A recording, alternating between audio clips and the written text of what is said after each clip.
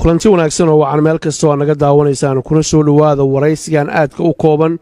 oo aanu ku waraysanayno fanaanka caanka ee Maxamed BK oo garabkayga fadhiya waraysigan ayaa wuxuu daaran yahay hadalkii hameen hore uu Maxamed ka yiri meel uu xaflad ku dhiganayay oo dad fara badan oo Soomaaliya siyaabo kale oo fasireen qaarna ay aad uga caroodeen taasoo sababtay habaar iyo eedayn iyo colaad iyo dadkii Soomaaliyeed ee bulshada ahayd in la iska hor keeno waxaan weydiinaynaa Maxamed marka hore maxaa ku kalifay waxa inuu yiraahdo fanka iyo siyaasadda in la isdhex geliyo ma khasaba iyo waxa u qorshaysan mustaqbalka dhow iyo kan fog baa jilaayada Maxamed soo dhaw TV Universal marka hore عبد الحفيظ aad baad u mahadsantahay Allah ku casimo ummadda Soomaaliyeed meel kasta joogaan inay daawanayana aad baan u salaamayaa waxaan cod dheer tacsi ugu diraya inna lillahi wa inna ilayhi raaji'uun dadkii naftooda ku waayay qarax ilaahay dhibtahay naga kor qaado tacsida horta waan dirayaa mar labaadka si xun wuxuu sheeg sixir wuu ka daran yahay dab munaafaqshiday muumin baa ku gubta anigu hadal wanaagsan oo tacsiye baan diray dabadna dad ba ka faa'iideysto xagga kale ka rogay waxaan taageerayaashayda iyo ummadayda Soomaaliyeed meel kastay joogaan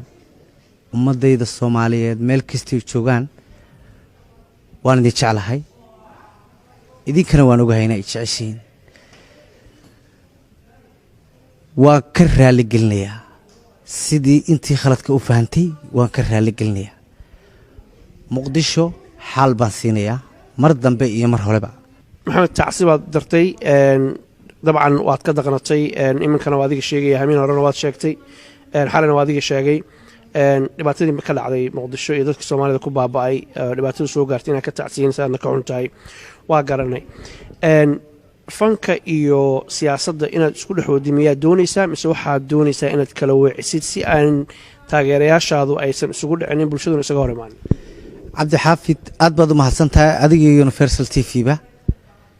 aad baan idinku mahadnaqayaa fanka iyo siyaasaddu biikahan waa iska kay murgeen laakiin waan kala saaraya anigu fanaan Soomaaliyeed baan ahay muraayada gariina sitay waan iska saaraya fanaan Soomaaliyeed baan ahay meel walbana waan tagayaa socdaalkayga Yurub markaan dhameeyo UK aan dhameeyo ilaa Muqdisho waan tagayaa labadayda show ee ugu horeeyana waxaan ku caawinayaa dadkii ku waxyeeloobay Muqdisho qoysaskoodii inna lillahi wa inna ilayhi raaji'uun ilaahay ha u naxariisto anigu Soomaali waan jeclahay man nacbi si xun wuxuu sheeg sixir wuu ka daran yahay qof baad keligii dadkaba adigu daacadaad u tahay inta u dadaalaysa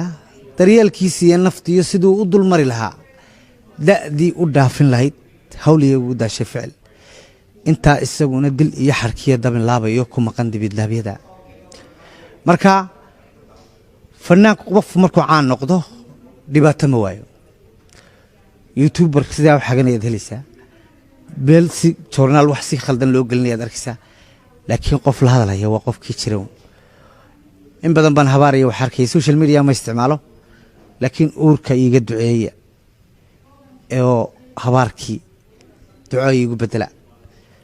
inta la sii noolaanayaaba waa muddo anigu mar walba fanaan Soomaaliyeed baan ahay meel kasto Soomaaliyan laba ballan waxaan ku qaaday inaan labadayda adinto way uga caroodeen hadalkaagii siyaabo kala duwan baa loo fasiray bulshadii Soomaaliyeed oo aan is haysan ba dhibaato ay dhaxtaala fursad waxaan ku siinayaa sharciga dadka Soomaaliyeed ku daawanaya malaayiinta fanaanka u tahay ninka Soomaaliyeed u tahay inaad ka raali gelisid wixii dhacay soo dhaw Cabdi Xaafid aad baad u mahadsantahay waxaan u mahadnaqayaa adiga iyo Universal Adnaan oo kabarday naga duubayo nin qaali ah Barasaab iyo Cabdi Waasac oo niman qaali ah oo showgii muhiimka ugu horeeyay rag lahaa oo la fadhiya dadka Soomaaliyeed waan ka raali gelinayaa deenu weyn ciidamadu ka dhacda khaladkuna waa la ismoodsin karaa igu tuurade